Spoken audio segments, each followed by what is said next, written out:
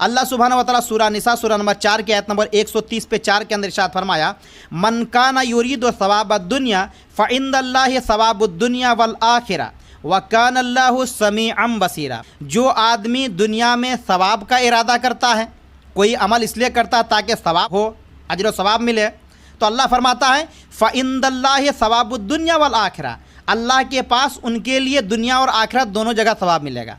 अल्लाह रब्बुल आलमीन सुनने वाला और देखने वाला है। इसी तरीके सूरह हूद सूरह नंबर 11 की आयत नंबर 15 में अल्लाह ने फरमाया, मन काना युरीदुल हयात दुनिया व ज़ीनतहा नुवफ़्फ़ी इलैहिम आमालहुम फ़ीहा व हुम फ़ीहा ला युबख़सून। जो आदमी दुनियावी ज़िंदगी और उसकी खूबसूरती, उसकी ज़ीनत और उसकी चकाचौंध, उसकी रंगीनियों का इरादा करता है, तो हम उनके आमाल का बदला दुनिया में ही दे देते हैं और उसमें कुछ भी कम नहीं करते हैं। दोनों आयतों का मतलब समझे। पहली आयत में अल्लाह ये बयान फरमा रहा है, जो आदमी दुनिया में सवाब का इरादा करता है तो हम उसको दुनिया और आखिरत दोनों में सवाब देते हैं। और दूसरी आयत में फरमाता है, जो दुनियावी ज़िंदगी का इरादा करता है, नमाज पढ़ते हैं ताकि लोग कहें कि नमाजी है, हज करके आते हैं, हाजी साहब कहलवाते हैं। बहरहाल इसी तरीके से सूरतुल इसरा सूरह नंबर 17 की आयत नंबर 80 पे 4 है। अल्लाह फरमाता है, कुल कुल्लुन यामलु अला शाकिलतिही फरब्बुकुम आलम बिमन हुवा अहदा सबीला। ऐ नबी करीम सल्लल्लाहु अलैहि वसल्लम, आप कह दीजिए, हर आदमी अपने तरीके पर अमल करता है और हर आदमी अपने तरीके से अमल करता है, लेकिन तुम्हारे रब को अच्छी तरीके से मालूम है कि कौन हिदायत पर है। क्या मतलब हुआ?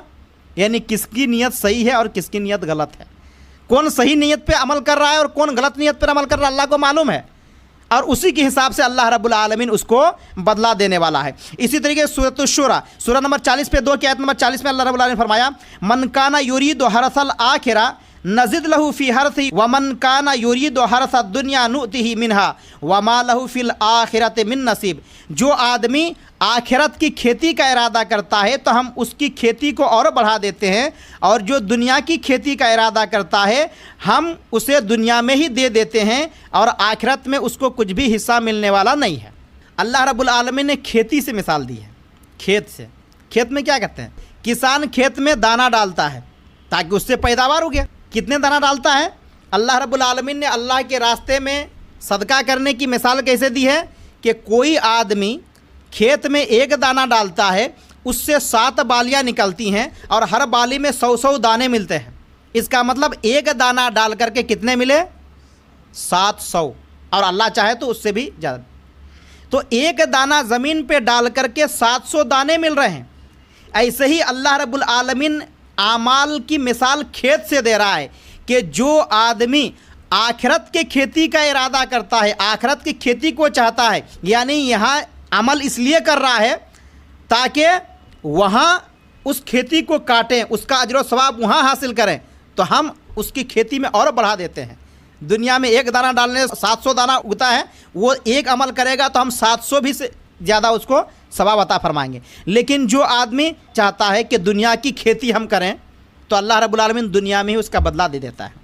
इसीलिए गैर मुस्लिमों के बारे में है कि गैर मुस्लिम भी तो नेक अमल करते हैं ना, गैर मुस्लिम भी तो अच्छे काम करते हैं, लोगों की भलाई करते हैं, देखभाल करते हैं यतीमों की, मिस्कीनों की। तो जो भी नेक आमाल गैर मुस्लिम करते हैं, क्या अल्लाह रब्बुल आलमीन उसके आमाल के अजर व सवाब को ज़ाया और बर्बाद कर देगा? गैर मुस्लिम जो भी नेक आमाल करता है अल्लाह उसके आमाल को बर्बाद नहीं करता है। लेकिन चूंकि वो काफिर और मुशरिक है और आखिरत मोमिन के लिए जन्नत है, मोमिन का असली घर जन्नत है, और ये तो काफिर और मुशरिक है, काफिर मुशरिक को आखिरत में कुछ मिलने वाला नहीं। लेकिन जब वो दुनिया में नेक आमाल कर रहा है तो अल्लाह उसको बर्बाद नहीं करता, दुनिया में ही उसको बदला दे देता है। इसी तरीके से कोई मुसलमान भी अगर कोई नेक आमाल कर रहा है लेकिन उससे दुनिया चाह रहा है, दुनिया में नाम शोहरत चाहता है, तो अल्लाह कहता है कि हम उसको दुनिया में ही दे देंगे, आखिरत में उसको बदला मिलने वाला नहीं है। लेकिन जो आखिरत का इरादा करता है हम उसे दुनिया और आखिरत दोनों जगह देते हैं।